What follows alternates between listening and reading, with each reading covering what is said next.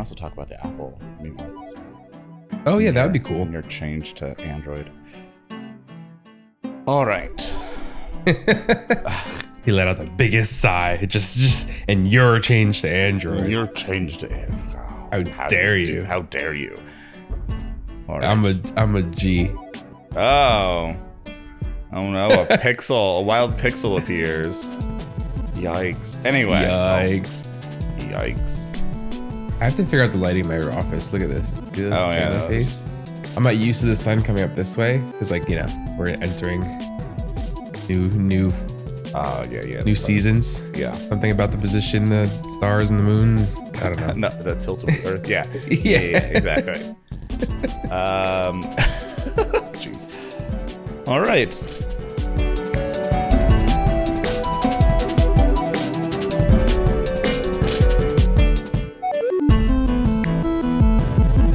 Hello, viewer/listener. Thank you for joining us for another episode of Fall Through.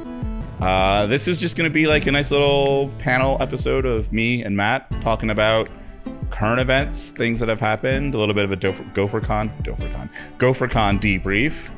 And yeah, I guess that's kind of all the intro we need. I guess I can try and do a little bit of the, like, if you're not following us on social media, give us a follow there. If you're watching us on YouTube, hit that like button, hit that subscribe button, and hit that notification bell. And supporters, there's always going to be content for you, but we haven't recorded it yet, so I don't know what that content's going to be, but there will be some for y'all. So probably we'll say something spicy, and then we'll be like, okay, this is supporter only. Sounds right. Yeah. That sounds like what we do. Yeah. Anyway, that was a fun intro. So Matt, how are you doing today? Great. I'm back off a kind of like a 4-week travel stint. So that's good, but then I have to enter a new travel stint in October, so that's gonna be fun. Travel for work or travel for fun? Work. I mean, yeah, I guess there's fun there, right? It's fun.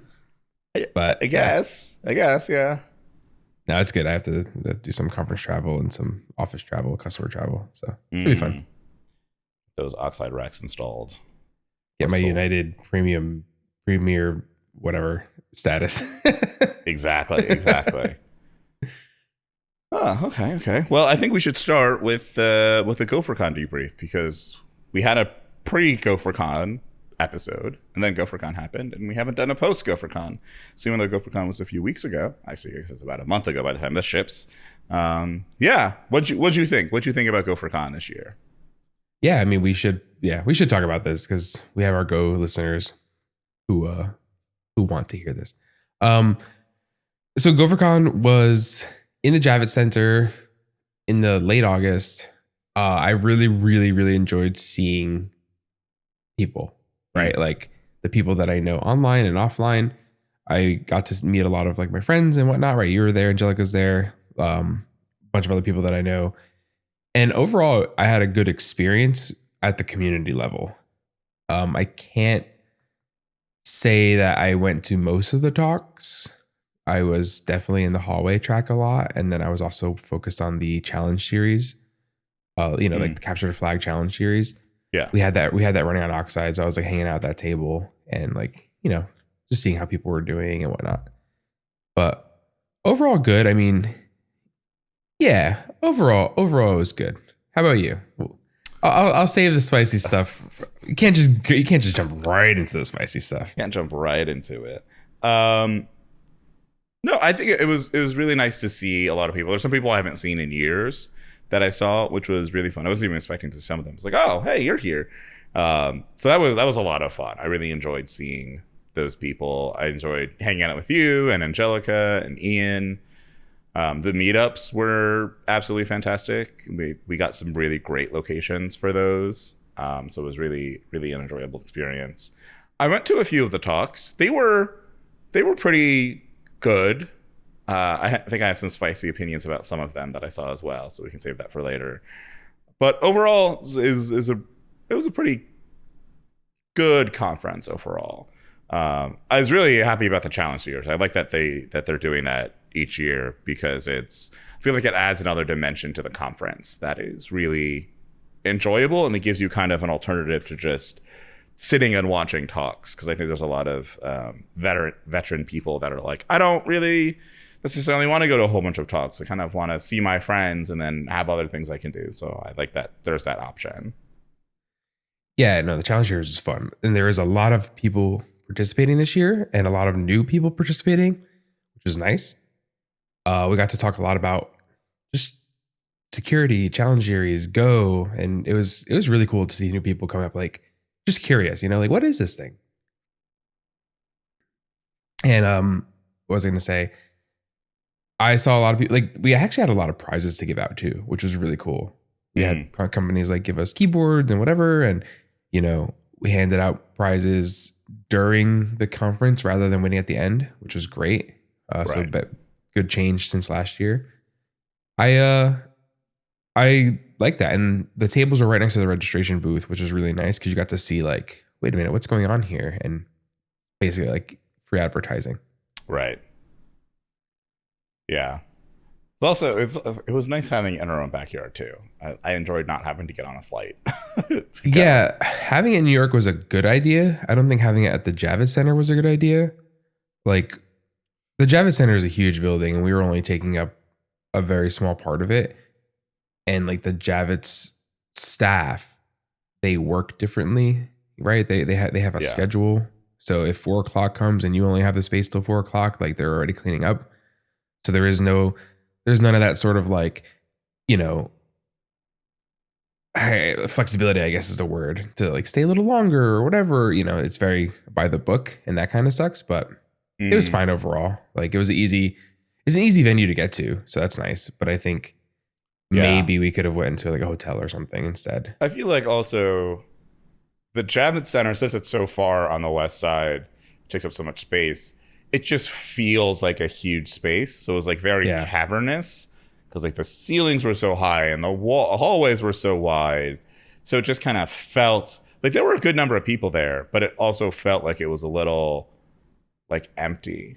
Yeah. Even when there were like huge crowds, I was like, wow, it does not feel full. And I think that's probably like by design of the space.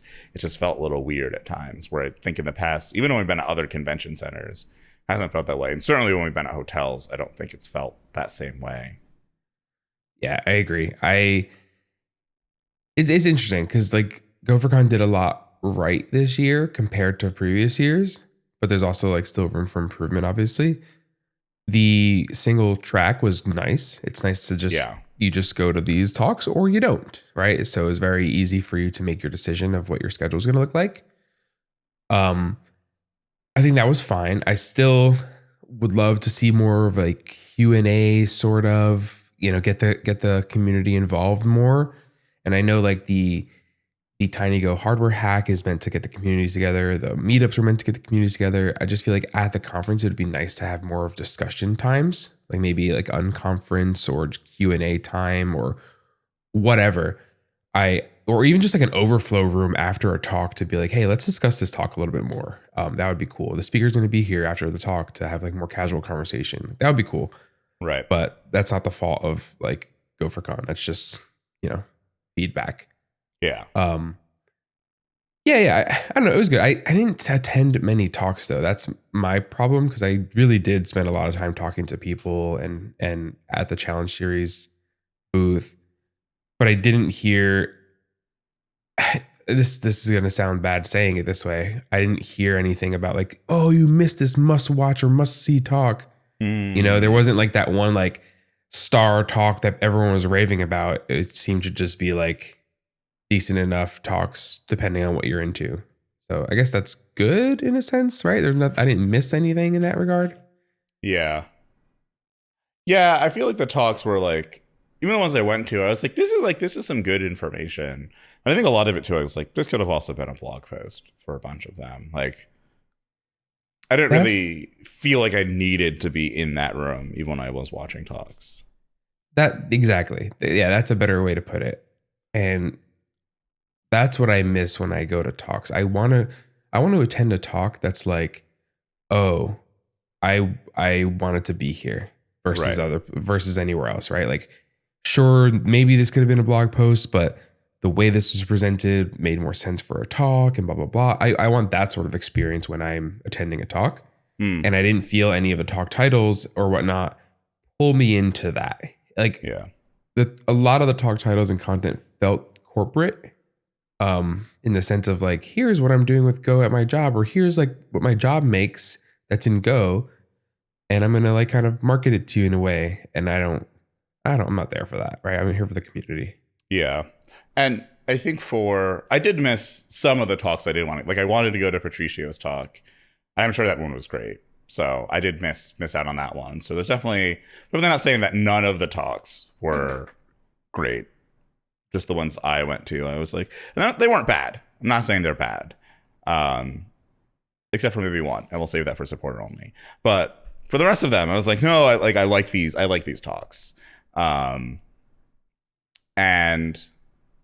it wasn't really, once again, I was like, I'm happy to watch whatever I missed on YouTube later, I think is like where I came at the end of the day. And I feel like the conversations that I wound up having with people were in some ways more valuable than I think going to a talk would have been for me. So I'm glad I chose that path because I got to meet some really cool people. I got to meet some of our listeners, which was really nice. Listeners and viewers, which was really cool. And I just got to spend time with people that I don't get to spend time with. So who are my friends. So that was very valuable. I agree. The things that I wish were, one thing that I really, really, really wish was much better that I was kind of upset about was, and this is mostly because I went to RustConf the following week and my experience was different in this category. The users or the attendees, they weren't like organizing outside of the conference agenda. Like people weren't talking in Slack about, hey, I'm going to grab some lunch here or get some dinner there or whatever. It was like kind of dead in the Slack. Yeah, which is different from most years because most years that Swarm channel is blowing up with people talking about stuff. I was surprised at how quiet that channel was.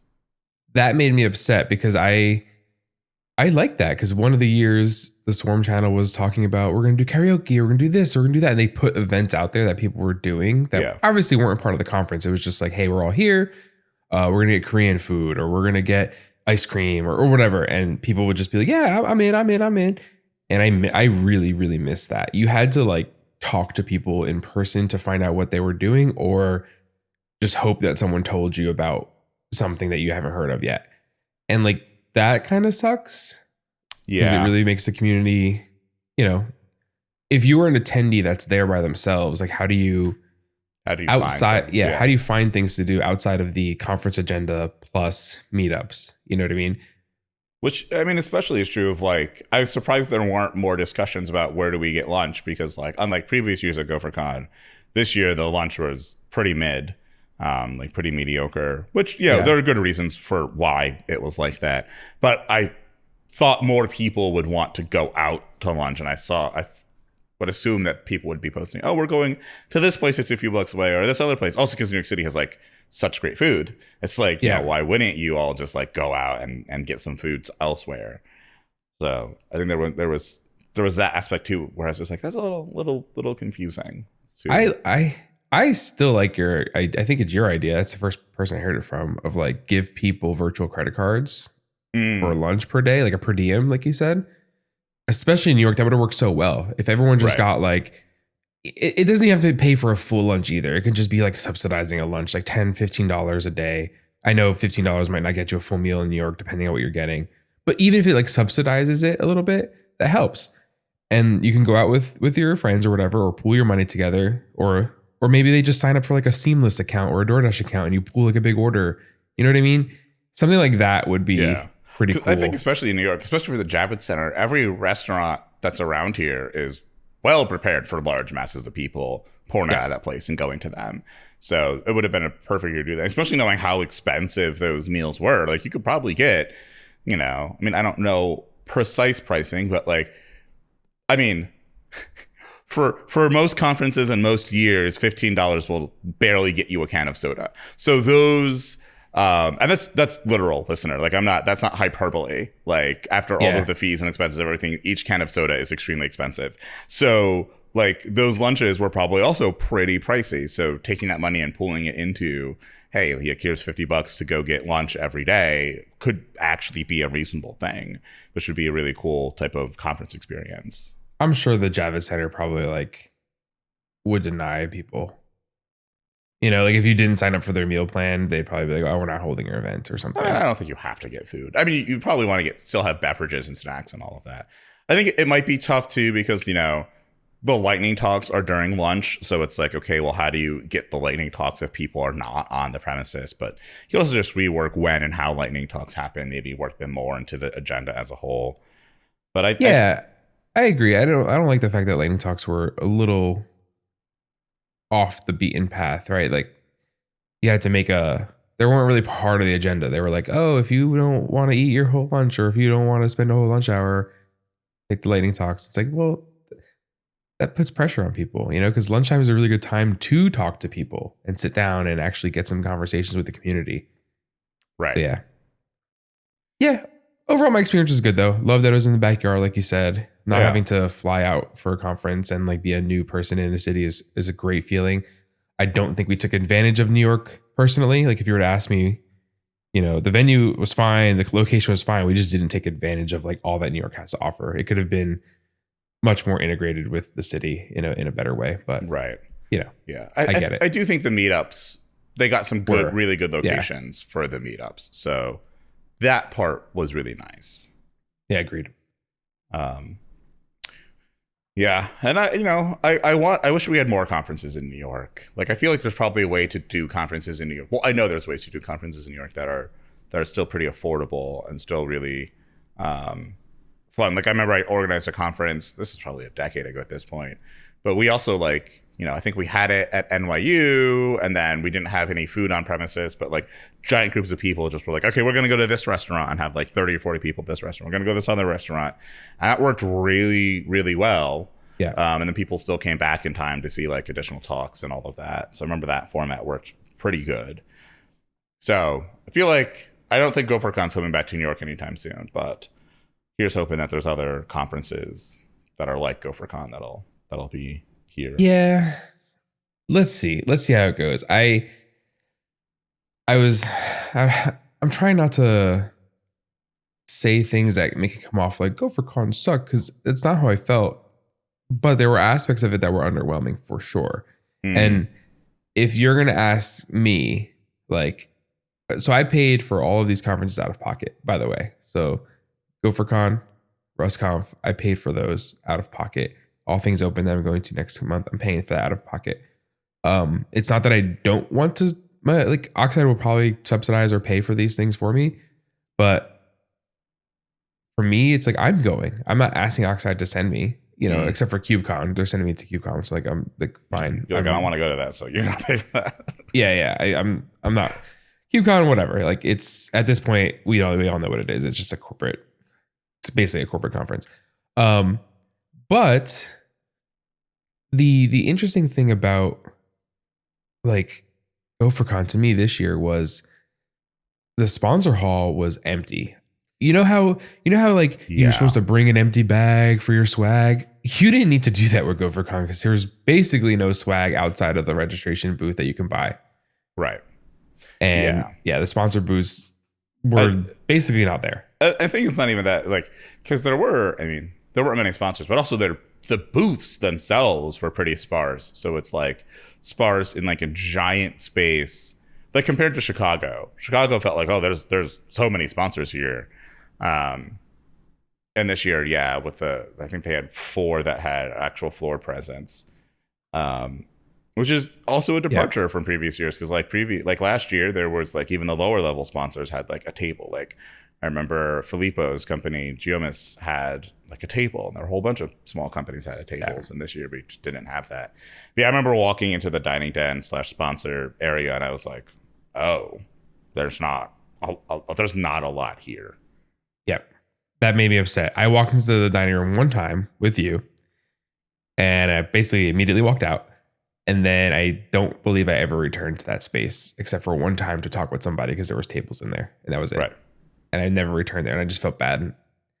And yeah, it was just things like that where it's like this could have been so much more had you like, I know there's money things, right? These things aren't cheap. But also I don't feel like we took full advantage of the location of New York City. That makes me upset. Yeah. So we'll see. Yeah. So, I mean, you said you go into RustConf. How was like RustConf compared? Like how many people do you think were at RustConf? Like an estimate of size? That's a good question. Probably like maybe 500. Okay. So like maybe a little smaller than what GopherCon Yeah, a was. little smaller. And that's me guesstimating. It's really hard to say, but I would say about 500. It definitely wasn't as, I don't think it was as many people as GopherCon, but it wasn't that much less either. But they did it in a hotel. So they used the hotels, they used the same hotel where the hotel block is, and they used their ballrooms and stuff. So we had the whole floor dedicated to us. And that has 2 ballrooms, a little like foyer area where the sponsors were all set up, and then another sort of foyer area where the registration and some tables were set up for you to just hang out. And I think the layout worked really well. It was actually really nice. The difference was there was many more sponsor booths than GopherCon. Right. Like GopherCon, I counted 3 booths, 4 if you count the one that was outside the sponsor hall thing. So there was about 4 sponsor booths in total in GopherCon present, right? I'm not saying sponsors, I'm saying sponsor booths that were people there. RustConf had probably 10, 15, 12, right? Oh yeah, I'm looking at their sponsors now. They have like everybody. Oh my goodness. ARM. They got ARM to sponsor. AWS is sponsored. Oh no, they did a reception. So AWS, Microsoft, Meta, JetBrains, Google. Wow. And these people were there. The Zed people were there. They had a booth. The Antithesis people were there. ARM, Google. Like these people had booths there, and you got to meet them and talk to them, and it was nice. And then on top of that, people were organizing in the Discord. RustConf has a Discord that you get, which because RustConf also hosts virtually and in person at the same time. Okay. So like they are live streaming the talks live. Like live streaming, whatever. You know what I mean? Yeah. So the Discord is by definition like more active per talk than like Go's Slack. But then outside of that, there was like a Seattle channel because it was held in Seattle, and people were just talking in the Seattle channel like, hey, I'm gonna go to the fish market, or I'm gonna go here, I'm gonna go there. And I basically just said, I'm open for dinner. Let's meet up. And we got a group of like 12 people to just go out to dinner or lunch or whatever it was. That's nice. And I was like, that's great because I get to meet all these new people, and like it just naturally organized. And I felt like at GopherCon, it was harder to do that unless I already knew the people who I wanted to talk to, right? Like asking you to go out to lunch or dinner, or Angelica or my other friends is easier because I already know you. I could just text you. Right. But yeah, so that was missing for me. Yeah. There was a lot that felt, even from Chicago, like it just felt off this year for GopherCon. So I'm hoping that for next year, they find a way to get things kind of back on track. It's also, I think, just a weird year in general. There's a lot going on in the world. So there were plans that, I'm sure they had that kind of didn't pan out how they wanted it to. So I hope it doesn't scare them off from doing New York again. Once again, I really I want to have this be a place that people are like, oh, it's just so expensive here, because I don't really know if that narrative really holds up at the end of the day. Like, conferences are expensive no matter where you have them. And I think sometimes New York is so expensive is a little overblown. It's expensive to live here, yes, but as far as like pricing for some things, I think it's not as expensive as people believe it to be. Yeah, like if you're going to rent out the Dolphin Resort in Disney, don't you think that's more expensive than going to New York? You know what I mean? Like, yeah, because that's what they were going to do that one year, right? Is rent a Dolphin, whatever thing. Yeah, I tend to agree with you. Or if you're going to go to Vegas and rent a place out, like, don't you think their conference spaces are expensive too? Like, New York's not. I don't know. Plus, you can save in a lot of transit costs getting people around in New York compared to a lot of other places. You know, if you fly into New York, you can just train to anywhere basically from the airport, which is nice. Versus other places, they have to take like an $80 Uber or something to get to your hotel. So I don't know. I think you're right. When you analyze the costs and like write them all down, I think it makes sense. But we'll see. Now, what are we looking at? Canada for the next one? Yeah, they said might be Canada, might be Mexico. Could also still be US. It's interesting because GopherCon has so heavily traditionally been in the US that it's like, so now we're moving it. Like, I think I feel a little differently if like it had been kind of North America this whole time and we had been to Canada and we'd been to Mexico in prior years. But the fact that it was in Denver for so long, it was just there. And then they started bouncing around the coast. And like, that was a pretty cool rhythm. And now we're trying to, okay, let's bounce between countries. And I'm like, okay. But I also think for a lot of, like, I don't know. I feel like it probably, if I was going to do something like this, like personally speaking, I'd probably try and do a smaller conference, like spin up maybe like a very temporary for like 1 year only, like GopherCon CA and a GopherCon MX, and be like, okay, well, are people going to go to these places? I mean, I think people are going to go to these places, but like, are we going to be able to get like people from the US to travel outside the country to go to these places? So I think like with RustConf, I imagine that there's not that many Rust conferences yet. But I have no idea. Like, is RustConf, because like GopherCon's like kind of like a brand, right? Right. So there's like GopherCon, but there's also GopherCon EU, and there's GopherCon UK, and there's GopherCon Singapore, and there's GopherCon, I think Australia has one. There's like tons of GopherCons all over the world. So Rust had the whole you can't use the Rust assets without express permission of blah blah blah, right? They had that stupid thing that happened in their community. So I think the RustConf brand is its own, and then there's like Rust Forge and like some other Rust related events that are not official, but like they're the official ones in their area or something. Right. So yeah, I think you just have to know about those. Like Italy has their own, but it's not RustConf. It's like something else. Yeah, because I just took a peek at RustConf's website, and they're going to Canada next year. But they're like, we're returning to Canada. So I'm like, okay, well, you were already there, so it kind of I think they were in Montreal last year, and they're going to go again next year. Yeah, or something like that. But yeah, there's like Rust Lab for the Italy one, the International Conference on Rust in Florence, Italy. So it's like,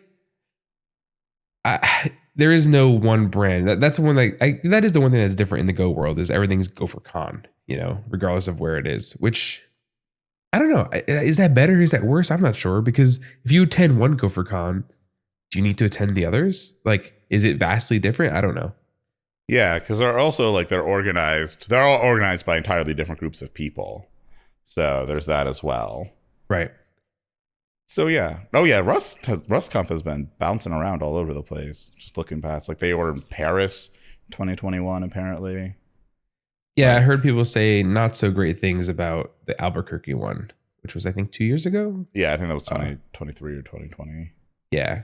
More from a logistics standpoint. Like, it's just Albuquerque is not the best place. Okay, it looked like it was in Portland for like a real long time, and then it moved.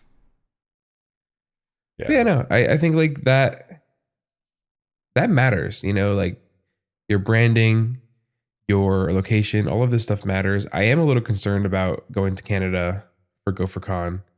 I don't know. I don't even know if I'm going to be attending the next year's GopherCon. I have no idea anymore. I really don't even know.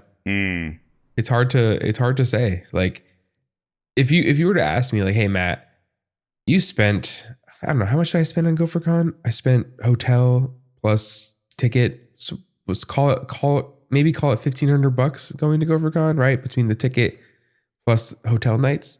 And that's cheaper because I didn't have to do a flight, right? So we'll call it $1,500. And then for RustConf, I spent probably about $2,000 maybe, flight, hotel, ticket. If you were to ask me like, hey, do you think you got your money's worth out of either one? I'd be like, I don't think I got my money's worth out of the GopherCon this year, to be honest with you. Like, would I want to spend $1,500 again next year? And probably more, because it'd be in Canada. To have a flight, yeah. Yeah. So like, would I want to spend potentially $2,000, $2,500 to go to Canada next year for GopherCon? Like, that's a hard ask, honestly. Yeah, I don't know. So we'll see. Yeah, we'll see what happens. Yeah, I'm hoping it's they bounce back and it's like big and beautiful and amazing next year. But again, it's like it's an interesting. context matters a whole lot for a lot of this stuff. So it's definitely Yeah. a fascinating thing. But yeah, and I mean, we still got to organize Fall Through Conf. So maybe that will be the great New York City conference for tech people. You know what? That'd be really cool because I don't know. I was just I was just thinking about this yesterday where so many communities are just fragmented. Like, I miss Reddit to an extent. I don't have a Reddit account anymore. I deleted my Reddit account and I don't ever really go to Reddit ever unless I like need a specific answer to a question where you do like, you know, foobar Reddit in your search. You know what I mean? You put Reddit at the end just to, because you know, like someone's probably talked about this. Yeah. But what I liked about that style of platform was all the communities were there and you can just join, you know, you have one account and you can just join the communities that you wanted to be a part of, right? You want to subscribe to the subreddits that you care about. Nowadays, every community is like super fragmented across Slack workspaces, Discord servers, Zulip this, website that. Like, you need like 10 accounts more just to join all the communities that you want to join.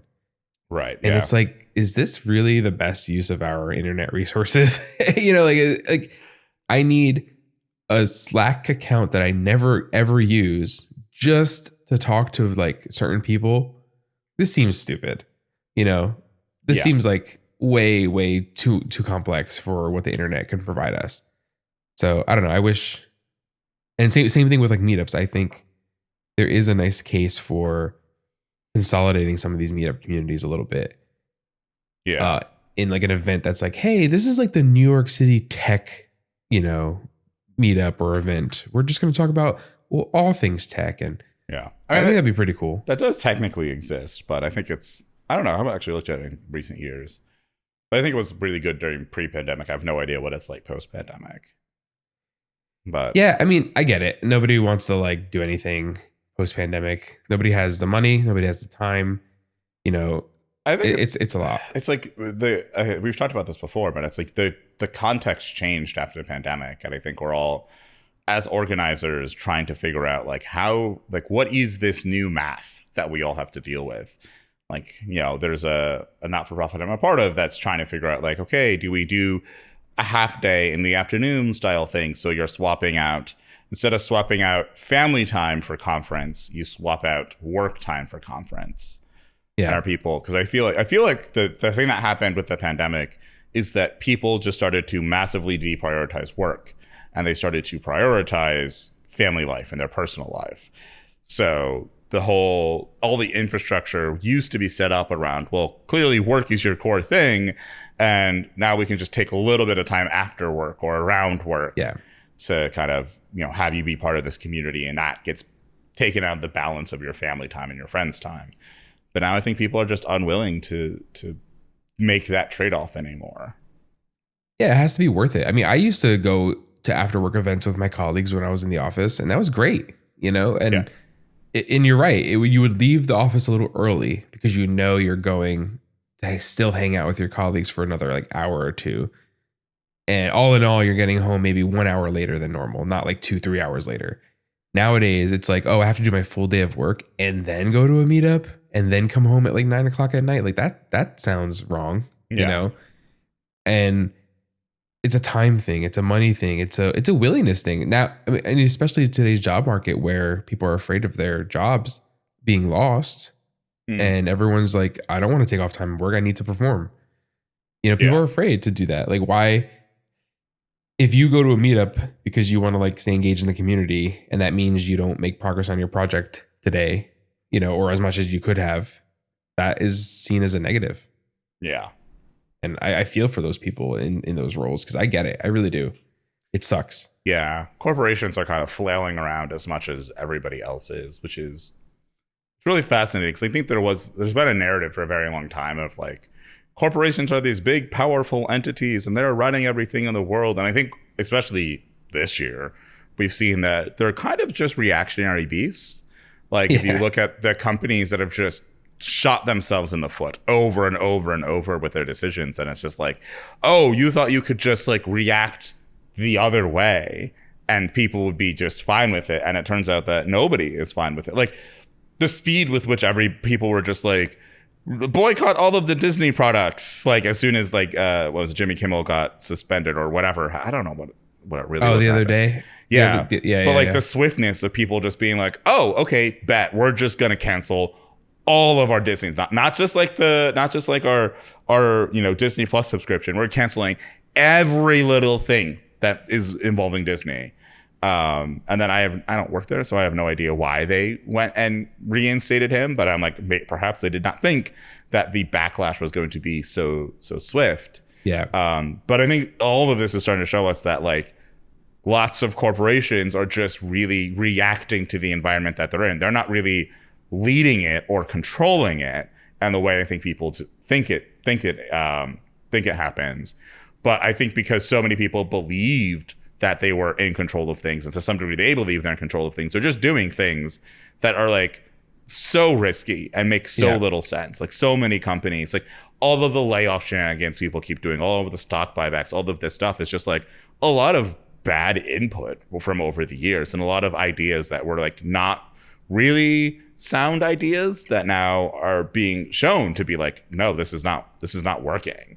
Right. I mean, streaming is always a good example of this, where it's like we had cable, everybody complained about cable, but now you have something that costs more than cable that you don't even get to pay for in one bill. You have to pay for it in like 10 bills, and you got to juggle all of that. And it's like, it's the content. I mean, with cable, there was just so much content all the time. You could watch whatever you wanted. It was great. Yep. And now we have all these streaming services, and it's like there's so much stuff, but it's not like you got away. To watch, there's like so much stuff, and it's not like you got away from channel surfing. You're still, you sit there, get your food, you want to eat, and you spend 20 minutes trying to figure out what you want to watch because there's so much. God! Now, all right, I got so much shit to say about this. You're right. We didn't need a notes document. We were just gonna figure it out. No, you're totally correct. The problem with all of this is that. Let's start with the company thing first, because I have a lot to say about the streaming thing too.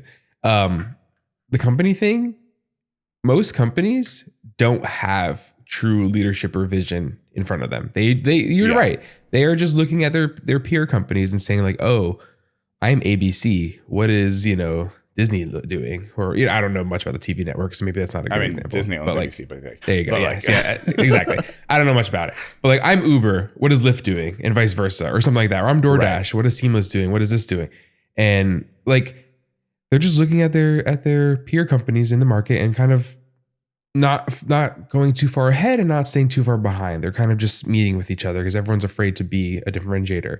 And most companies, they don't have their own identity or status quo. They just fall in line with whatever the industry is doing.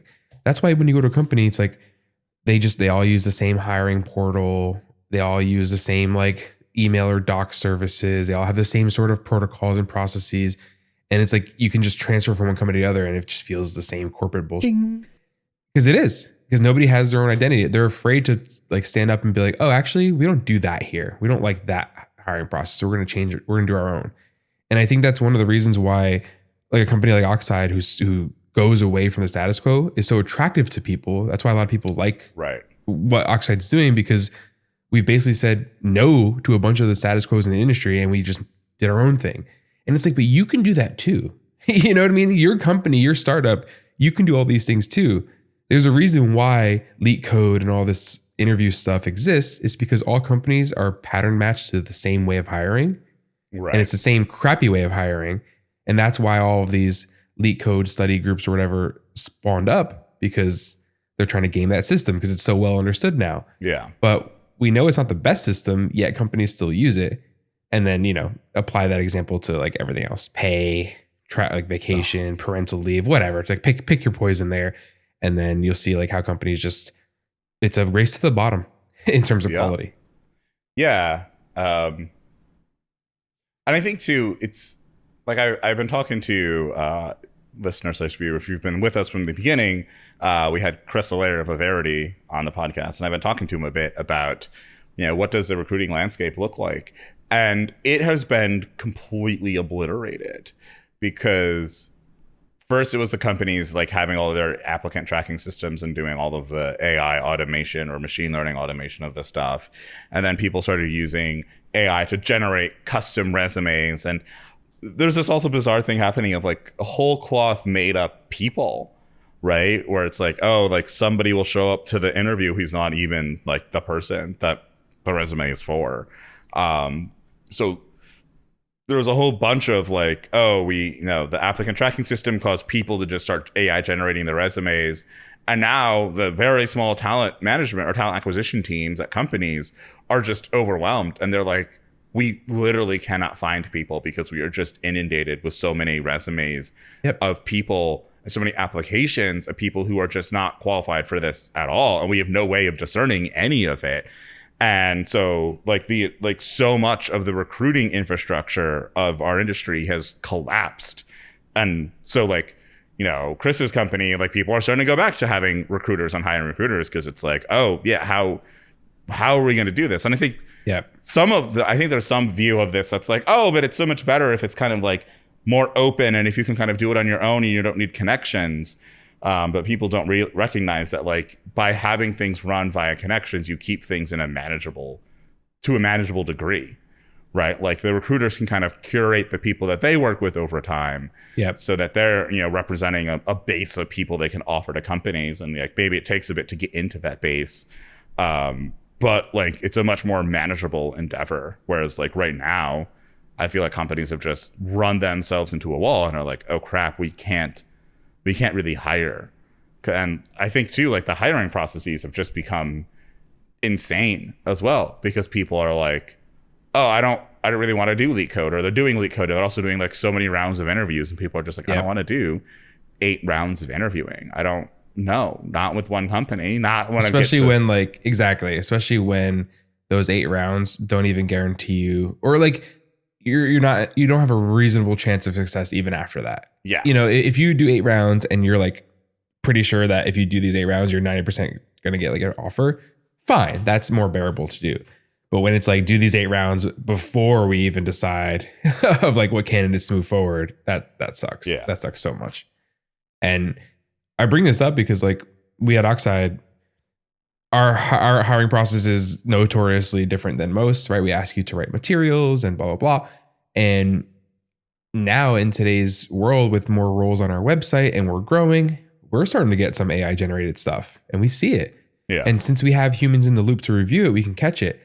And like, you'll notice Brian just updated the FAQ on the careers website to note about AI things like, can I use AI to create my materials? And Brian answered that question and he posted to social media.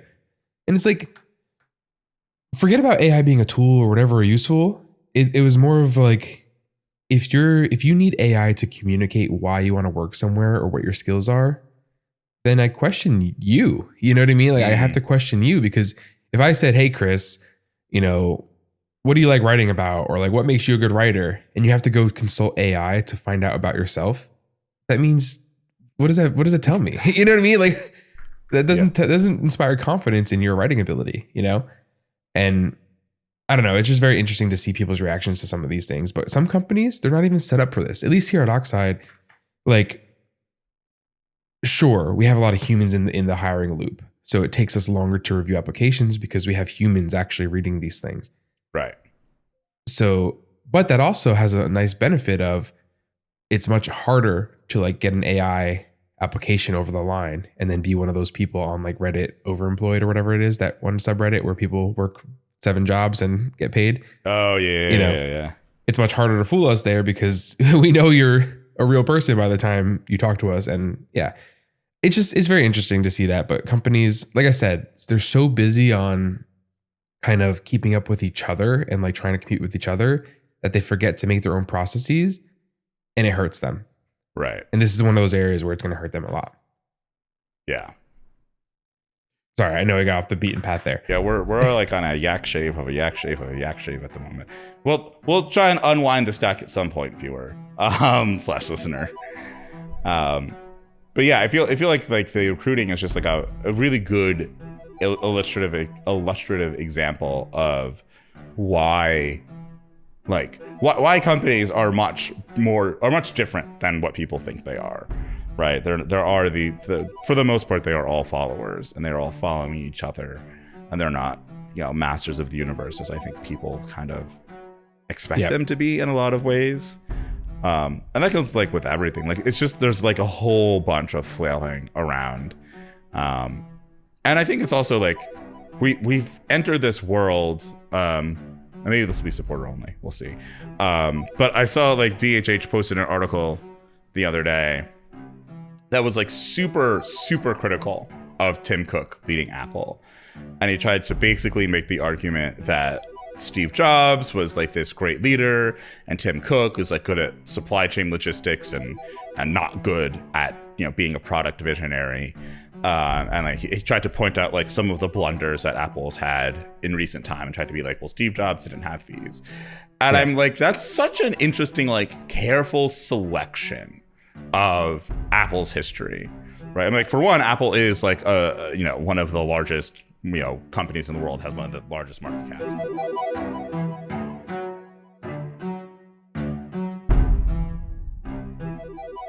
I'm a technologist. So for me, there's obvious things that I don't like about what Apple is doing or what Linux is doing or whatever. But then I hear my wife and she's like, you know what? I'm getting tired of Apple. And I'm like, you? Like, you're not a technologist at all. Like, why are you getting tired of Apple? Like, what's going on?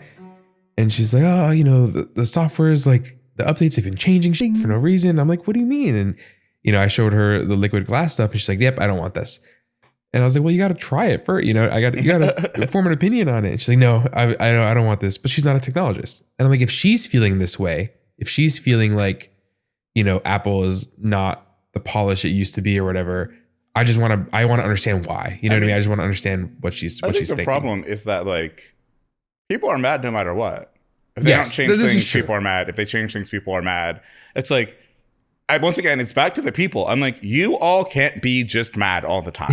You can't be mad if nothing changes. You can't be mad if something changes. Like, you can't just be mad all the time, or I'm just going to be like, you know, tough cookies. Like, I don't care what you have to say anymore.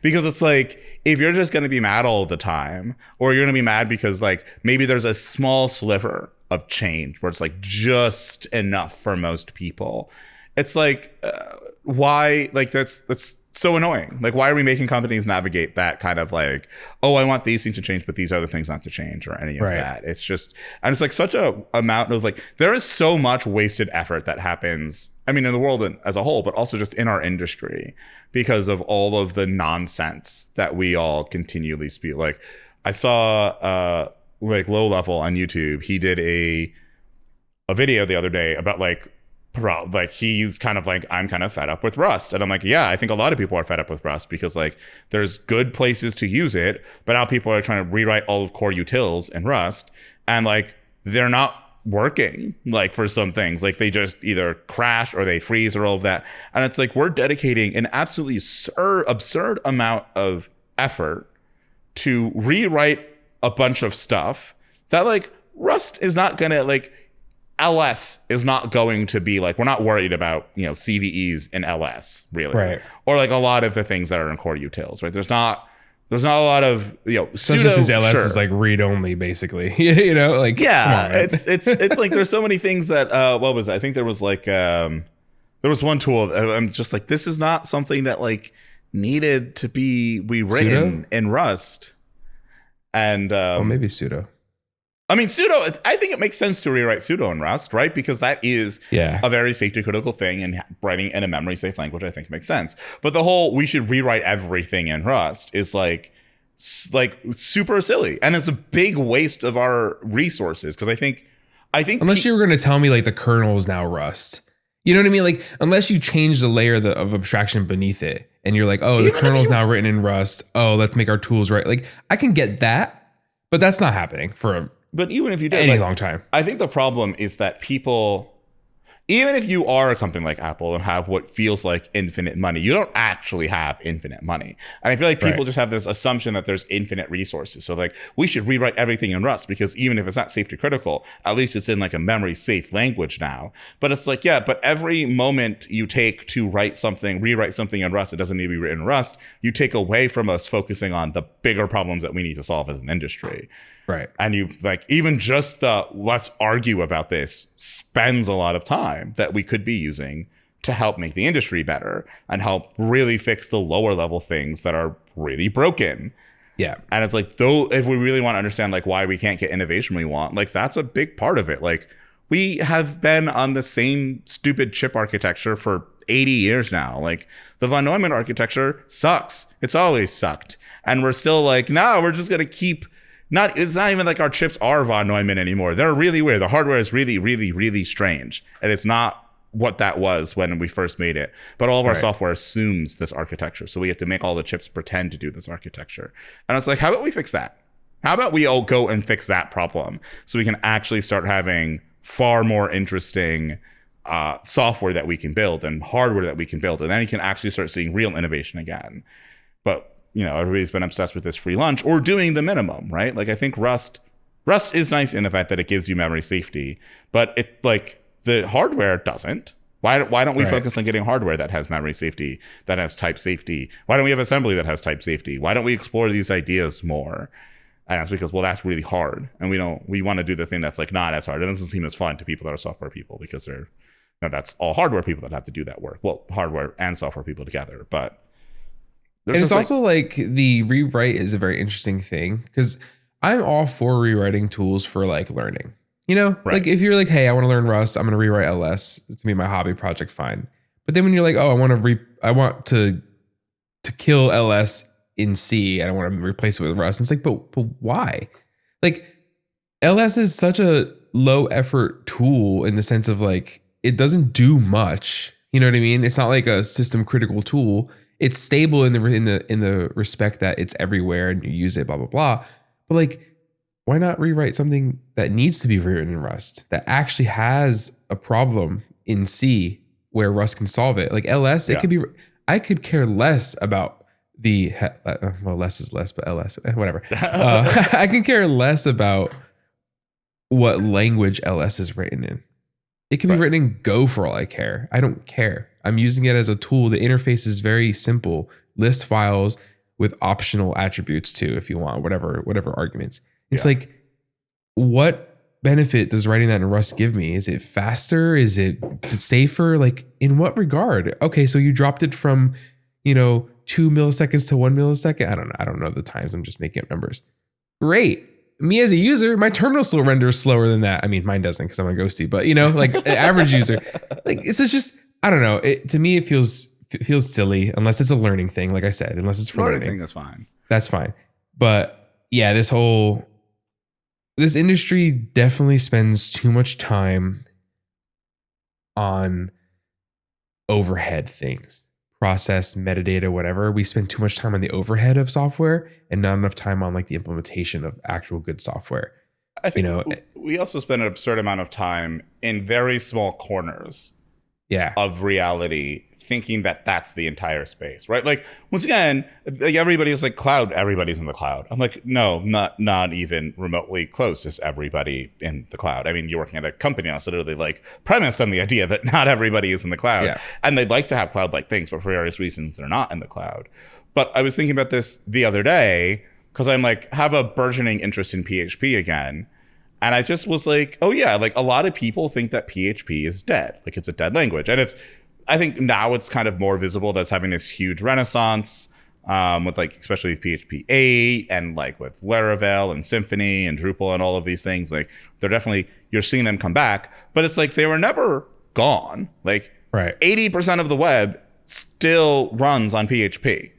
Like most of the websites you go to are running PHP. Like a huge, absolutely huge amount of the web is PHP. And it's like people just kind of forgot about that. And they're like, oh, but we have Node and we have this and we have that. Or people get confused by things like JavaScript is like the most used language. And it's like, yes, because JavaScript is the language of the browser. So like any website is going to have JavaScript in it.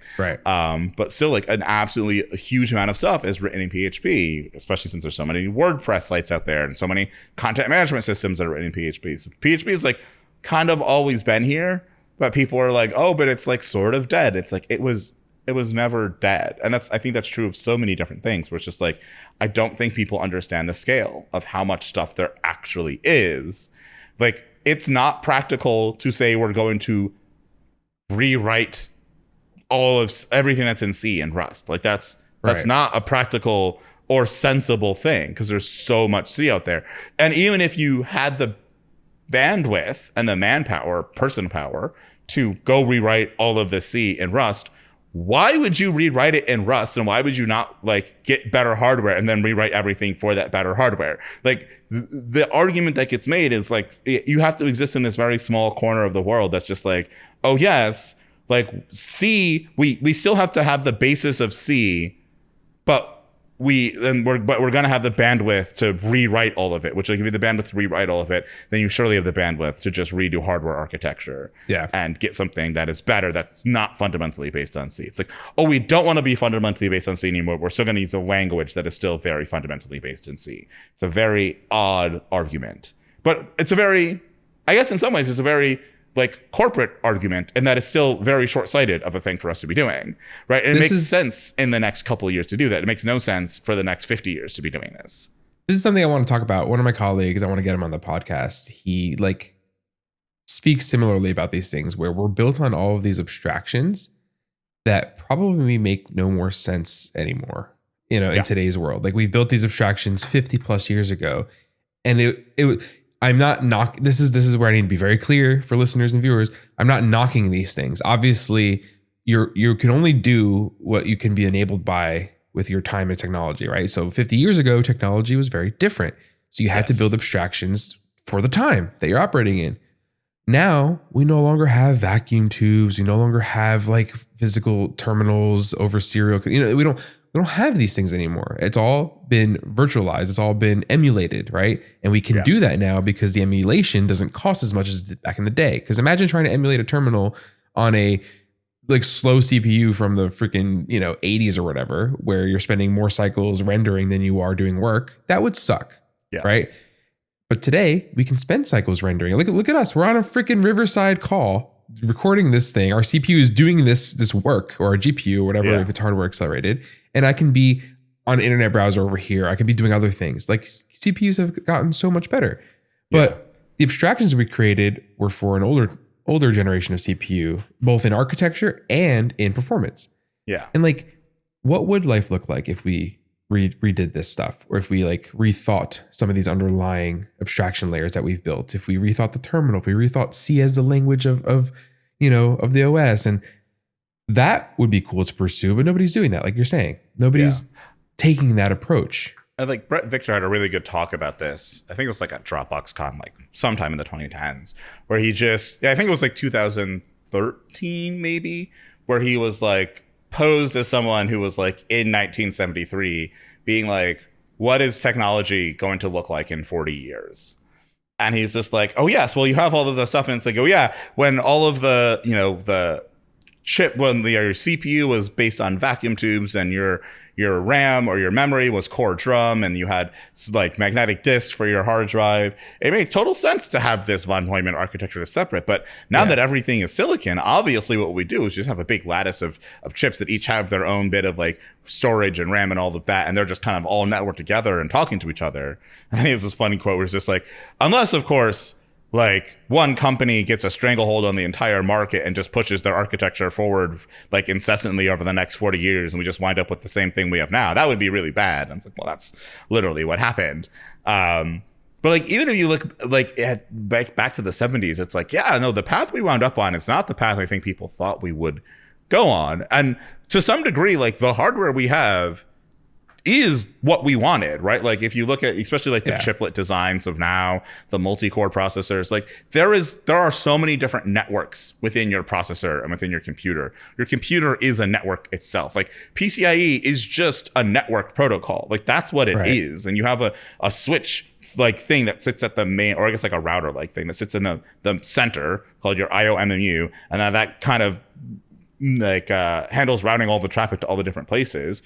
But it's like that does not fundamentally look like what CPUs and what computers look like in the 90s or in the 80s. And like all of our programming languages still pretend that like nothing has changed. And it's like, that's just crazy. Like so much has changed. We should like embrace that change and actually like move ourselves forward. Yep. Yeah. I don't understand what's wrong with the industry and when it comes to that.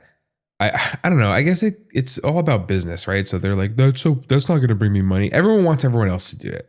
It's a pain point that we all have, but nobody wants to like take on the act of I solving don't it. even know if it's that. If I were to make a guess, I would say that it's because people don't know how things work. Right? Like there's that too. If you think about it, like I've been thinking about this a lot lately because once again, I've been thinking about PHP. And like I have this long theory that like the reason why many of us are using like even Oxide's doing, where you have like a separate database server, like Postgres or MySQL or even caches like Redis or Memcache, like the reason you do that is because you're writing something in a language like PHP or you're using like a CGI system where you don't have resident memory. Like you don't have a continuously running binary, so you can't actually store things in memory, or like actually like reading stuff off disk is very slow and you don't want to do that. So practically speaking, you need to have some other process that is resident in memory that can do all of this like caching of data and all of that. So like for a world where everything is built on PHP, which once again is most of the web, it makes total sense that you have a database server and you have a cache server and you have your application server, and these are separate things. But if you're writing in like Python or Go or Java or Rust or any language where you just have a binary running, that paradigm doesn't make any sense. You're just adding an extra network hop. You're adding an entire pile of software that's now your dependency that you got to go figure out how to use it well. And it's just like all for a bunch of benefits that you don't even really need at the end of the day. And like what this has allowed is for people to not really learn how distributed systems work. So they don't really understand why it is a problem to set things up like this. But also it means that all of our investment over the years has been in making like Postgres better and MySQL better and things like, developing things like Cockroach, which are just, putting together the Postgres protocol with a whole bunch of RAF stuff and multi-RAF stuff, just like patching things together. And I think we've kind of forgotten to ask the question of like, wait, is this what we really wanted? I think all we wanted to do was store data on disk. And now like disk are very cheap and they're very plentiful, and you can get a VM and attach a disk to it super duper easy. And you like, even in cloud infrastructure, you can reattach disk. If the VM crashes, you still have the data on the disk, you can still recover it. Like the model, the era that we're in makes no sense for the model of compute that we use, but because so much is invested and because of who we prioritize, right? Like ops teams freaking hate running Postgres and running all these things. It's a nightmare. That's why the cloud companies make so much money by doing it for you, because it's a nightmare to run and you're burning a whole bunch of money as a result of it. But it's because at the end of the day, it's a very daunting task in the current moment to say, okay, we're going to handle storage on our own, right? We're going to write to disk. Even if you don't have to write the storage in yourself, like even asking people like, hey, go use SQLite yourself. Like you have, was it Terso or some other things that are like, we'll handle all of the distributed system stuff for you because that's hard. And it's like, it's not actually that hard, but people in our industry don't have experience with like CRDTs and eventual consistency and all this other stuff to be able to build. That's what gets me. And like, I want to pivot the conversation to talking about the Omarchy stuff. But that bothers me a lot when people make the blanket statement of like, this is hard, so I'm going to do it for you. It's like, so what are you really saying there? You're saying that you understand this problem, right? And you understand its difficulty, whatever it may be, but you also know how to do it. And you're going to say, and you're going to use that like, this is hard as a way to defer others from doing it. So you're not going to teach the next generation of people how to like solve these problems. And instead you're going to sell them an abstraction. And you're going to be like, I'm the only one that can to maintain this abstraction. You're not smart enough for it.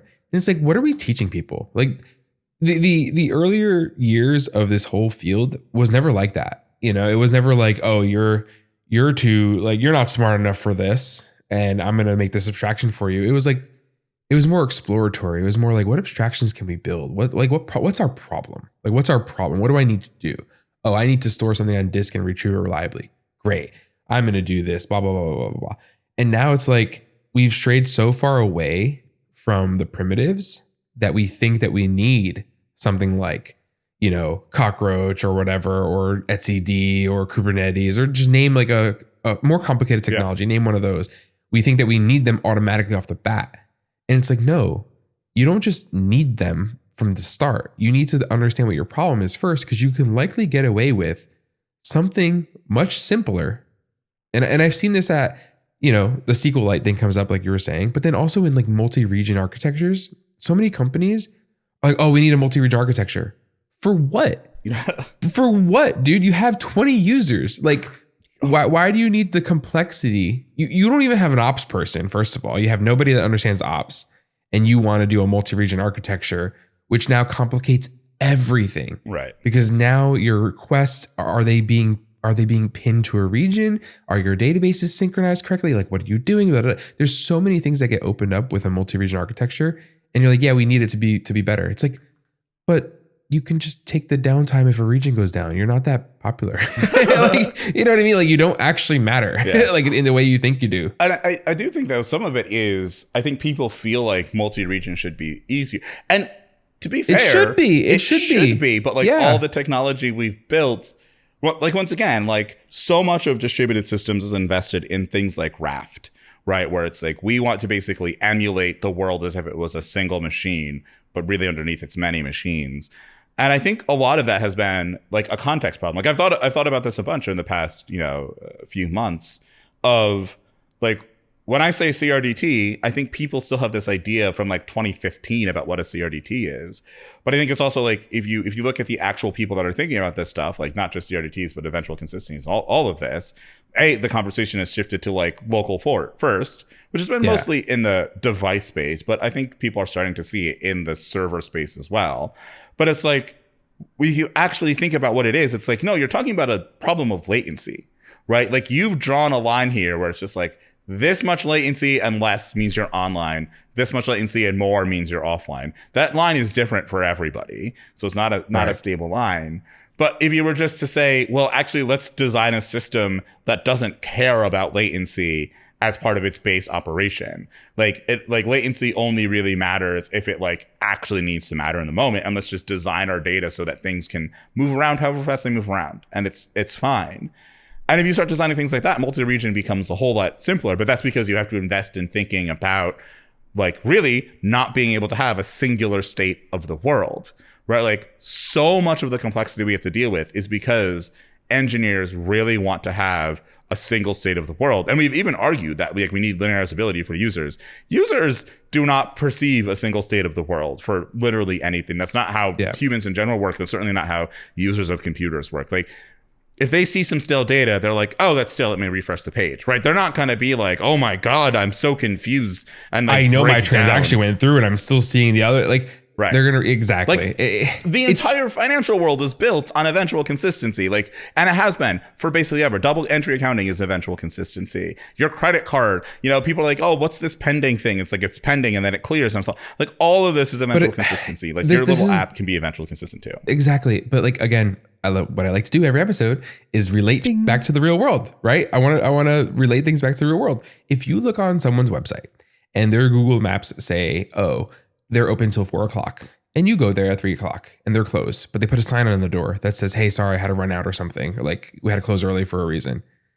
You as a human, you're going to adjust to that, right? Yeah. You're going to be like, oh, okay, I see the source of truth is no longer this Google Maps thing. The source of truth is this sign in front of the physical building that I'm at where the owner made a decision and probably didn't get a chance to update Google Maps, or maybe did, but it didn't sync yet, which is also a thing. And it's just like, you can adapt to that. So why are we treating humans as if they can't adapt to these things and they can't handle, faults in the system? That's a fault in the system, right? Because the consistency, if you sit me down in a system design interview and design a stupid parking lot or whatever the stupid thing you want me to do that you're not actually gonna let me do on the job, and I say these things, that's false, right? The state of the system in Google Maps was different than the state of the system in reality. We couldn't communicate it. The user was, essentially there was a network partition between the user and the business because they got data from a different place that didn't get to sync it. And it's just like, we're not encouraging this level of thinking. I don't understand why. Yeah. And we're treating our users, and I don't like to use this word lightly, but we're treating them like they're dumb. And they're not dumb. Our users can refresh the page. They can understand when data changes. They can be like, oh, actually, yeah, my email, it wasn't sent. Let me see what's going on. Like, they can react to certain faults in the system. We don't have to completely eliminate them all in some ultra elaborate architecture that's perfect or whatever. Perfect, right? Quote unquote. You can like just make the faults explainable, and that'll help too. It's just, I don't know. There's a level to this where I think companies choose too much complexity too early and then they wonder why they can't move at the speed they used to move. I think part of it too is that like you always have to be kind of careful around like understanding, like people might say that the reason they're doing something is for one thing, but you have to understand like, well, what's the underlying reason? So I think people argue like, oh, well, we want to have, we don't want to serve stale data to our users. But I really think what's happening a lot of the time is that people have this model in their head of the world where there is a reality where it's like, this is the truth. Like they think that there are sources of truth in the world. And it's like, but we know from physics that literally everything is relative, right? Like everything is perspective. There is no such thing as like a singular omniscient point of truth. Like everything has a perspective. So it's like a lot of what we're trying to do is create a world in which, like a physics defying world, effectively. Right? We're basically trying to make a world that does not abide by the laws of physics in reality. And it turns out that you can sort of do that, but it's very hard and very messy, and we are very insistent on it. And we will find any excuse whatsoever to justify why we're doing it. Like people are like, oh, it's too hard to teach engineers about eventual consistency. I'm like, no, it's not, because all of us live our worlds with eventual consistency. All of us live our worlds in a non-linearizable way. Once again, if you're in the physical world, like all sorts of things, like I always bring up my analogy of like, you go to a coffee shop and there's an assumption that, oh, first you have to put in the order and then a ticket gets printed and then the drink gets made. But it's like, no, my favorite, like if my barista knows me, they just might make my drink and it might be ready and I might have it before I've even gotten to the counter to actually, pay for it and have the ticket get printed, right? Like there's all sorts of like ways that things can work that are not linearizable, that don't fit into this nice little narrative that people have. And like software freaking sucks because we keep thinking in this way. And companies suck because they keep thinking in this way. I agree. All right, let me pull you off this topic. I want to move towards, we were kind of talking about like trying different things out or whatever. And earlier before we started the show, the Omarchy topic came up, which is like Omarchy. I don't know how to say it correctly, but our hot topic person of this episode, DHH, made I guess it's a distribution of Linux. I guess it's a distribution. I don't really know where the word, like what qualifies as a distro anymore, but whatever. They made a thing called Omarchy or Omarchy. I don't really know how to say it, but anyway. And it's a Linux distribution based on Arch, or it turns Arch Linux into this like Linux distribution that's kind of aimed at developers and having like a more keyboard centric workflow. So if you're into Linux and you go down the path of quote unquote ricing your desktop, I guess is it still called ricing? Do we still use that word? I don't know. Or like there's like the Unix porn subreddit of like customizing your desktop, where I think they call it ricing still. I don't know if they. God, yeah, we're slang. I know. I don't know if they still use that word anymore, but I think like that's what they used to call it. I'm old. That was the word when back in my day. Basically Linux is very customizable, right? You can create your own desktop environments, or not create, like you can create it too. You can use different desktop environments, different terminals, different themes, different whatever.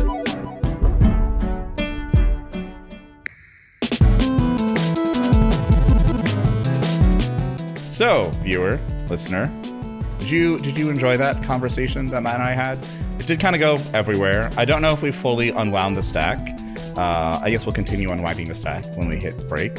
God, the words, Anyway, what'd you all think? Let us know on social media or in the comments below. Don't forget to like, subscribe, hit that notification bell, all that stuff.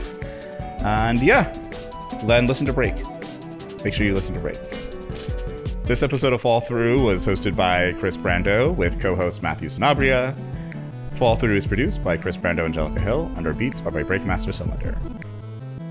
I was gonna say that this was like us not having spoken in a little while, so we just needed a little bit of get it all out there. Yeah. Get it all out there. Discuss some current events. So I like it though. I mean, we do have things scheduled. Don't worry, we have people coming out. We have people. Okay, let's stop and start.